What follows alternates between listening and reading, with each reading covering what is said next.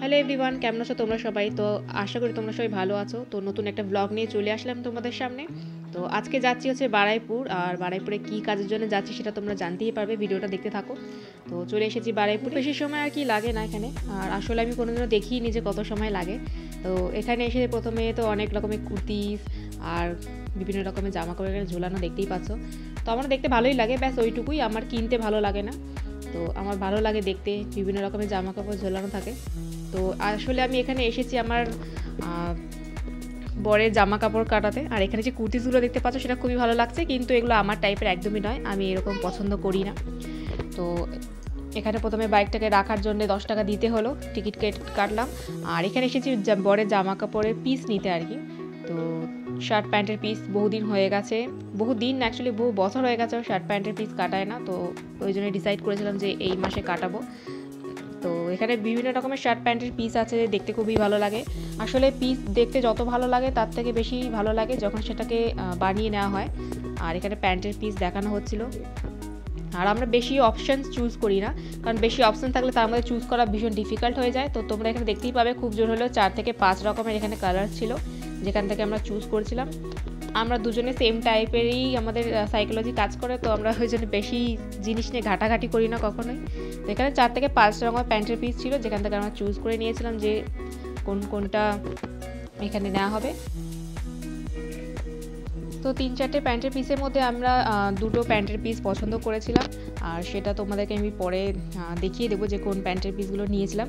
তো ভালোই লাগছিলো অ্যাকচুয়ালি প্যান্টের পিসগুলো, মানে এক একটা প্যান্ট কাটানোর জন্য যত মিটার কাপড় লাগে সেটা পার হেড, মানে দুটো প্যান্টের পিস নেওয়া হয়েছিল, যেখানে 400 টাকা পড়েছিল, 400-450 টাকা পড়েছিল।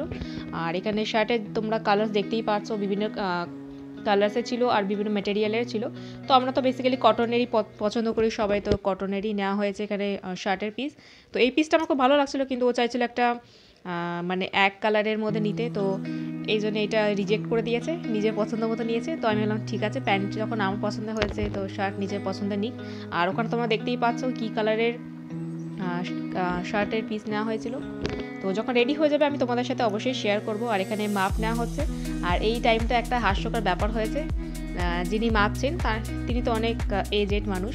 তো আমার বরকে বলছে যে তোমার হাতটা এত লম্বা কেন, মানে উনি যখন হাতটা মাপছে তোমরা দেখতেই পাচ্ছ এখানে, সত্যি আমি কখনো খেয়াল করিনি, উনি আমাকে মানে বলছেন যে এনার হাতটা এত লম্বা কেন। তো আমার হাসি পেয়ে গেছিলো সেই সময়। তো হয়ে গেছে সব কিছু, ফাইনাল বিল করে নিলাম, আর বিল হয়েছে 1900 টাকা মতন। তো কিছুটা পেমেন্ট করে বাকিটা পরের সপ্তাহে আমরা এসে নিয়ে যাব। তো এইটুকু কাজ করতে করতেই বাইরে বেরিয়ে দেখি সন্ধ্যা হয়ে গেছে, বাইরে বেরিয়ে দেখি অলরেডি সন্ধ্যা হয়ে গেছে। তো খুব বেশি সময় হয়নি। আর এখানে তোমরা এই চিকনকারির কুর্তিসগুলো দেখতেই পাচ্ছ, ইয়েলোটা কি ভালো লাগছে না, কিন্তু এগুলো আমার টাইপের একদমই নয়। মানে আমার টাইপের বলতে কি বোঝায়, আমি এইসব পরি না কখনো। তো আমরা এসেছি এবার শ্রীলেদার্সে নিজেদের জন্য জুতো কিনবো বলে, দেখা যাক পছন্দ হয় কি না। আর বারুইপুরে যখন প্রথম উদ্বোধন হয় সেই সময় আমার আসার খুব ইচ্ছা ছিল, কিন্তু কোনো একটা কাজের জন্য আমি আসতেই পারিনি, আর আমার গিফটও নেওয়া হয়নি। তো এসেছি এখানে জুতো নেব বলে, জুতো কিনে নিয়ে আমি অনেক দিন হয়ে গেছে, তাহলে নিয়ে নিই একটা। তো প্রথমে গেলাম এখানে ব্যাগের সেকশানে, আর ব্যাগগুলো খুবই সুন্দর ছিল, দেখতে খুব ভালো লাগছে, আর প্রাইসও সেরকমই ছিল। তো আমি অন্য কোনো দিন তোমাদের সাথে শেয়ার করবো এদের প্রাইস, আমি হাতে খুব বেশি সময় নিয়ে যাইনি, তো সেই কারণে উপর থেকে দেখিয়ে দিচ্ছি। তো ব্যাগগুলো খুবই সুন্দর ছিল, কালেকশান ভালোই ছিল, আর আমার শ্রীলেদার্সের কালেকশান ভালোই লাগে, কারণ আমি ছোটোবেলা থেকে মানে এখানকার জিনিসই ইউজ করে যাই, মানে ইউজ করি আর কি একদম ছোটো থেকে। তো এখানে বেল্ট নিতে এসেছিলাম, কিন্তু বেল্টগুলো সেরকম পছন্দ হয়নি, তো এই জন্য বেল্টটাও নেওয়া হয়নি। এবার চলে গেলাম বাচ্চাদের সেকশানে, মেয়ের জন্য একটা জুতো খুঁজছিলাম।